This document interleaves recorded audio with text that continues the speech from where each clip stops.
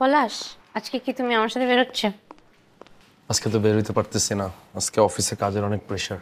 সবাই হোয়াটসঅ্যাপে আমাকে মেসেজ করতে থাকে আমার সাথে যাওয়ার জন্য, আর তুমি আমার মেসেজ সিনই করো না।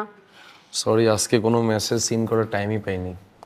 আসলে অফিস বাসা মিলে আমি এমন একটা মেন্টালি স্ট্রেসের মধ্যে আছি। তুমি কি মাইন্ড করছো? হ্যাঁ, মাইন্ড কেন করবো? It's okay, I understand. Sorry.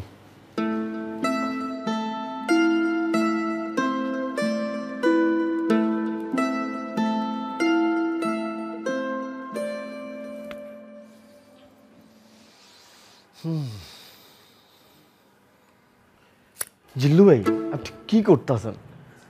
আজকে আন্টি অসুস্থ দেখে আপনি এই বাসায় ঢোকার চান্স পাইছেন, আর তাই বললে আপনি ড্রয়িং রুমে পা তুলে আপনি সিগারেট ধরাইতেছেন। আন্টি যদি সুস্থ থাকতো আপনার দেখলে খুন্তি দিয়ে পিড়ায় বাইর করতো। আপনার কি কমন সেন্স নেই? ভাই শিমুল তো ঠিকই কইছে, ফালান সিগারেট। সিগারেট দিছিস কি লেগে আমার কাছে? তা আমি দিলে আপনি লইবেন? ভাই আমার লাইটার দেন। শেষরা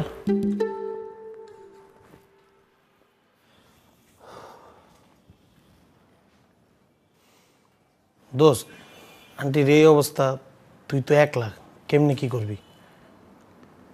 আমি কিছুই বুঝতেছি না। একদিকে অফিসের চাপ, আরেকদিকে নার্সও আমার কোনো টেক কেয়ার করতেছে না।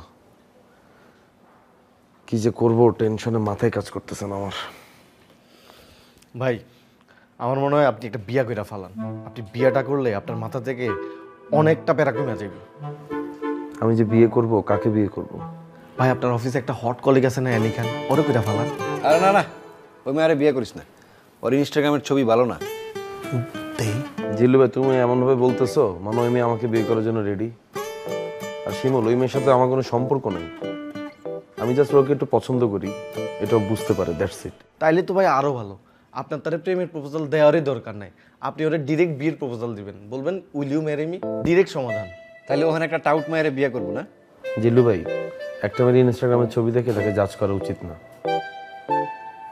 দেই না।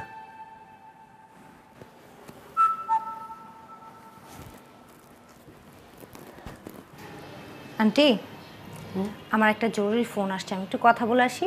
হ্যাঁ, এই যে এখানে বেলটা রেখে গেছি, যদি আপনার কিছু লাগে আপনি বেলটা চাপ দিলে হবে, আমি চলে আসবো।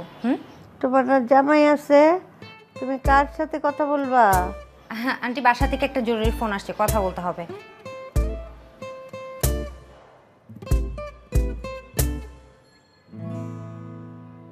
হ্যাঁ বলো। কি করতেছো? কি আর করবো, ডিউটিতে যে আন্টি ডিউটি করি পুরাই পেইন একটা।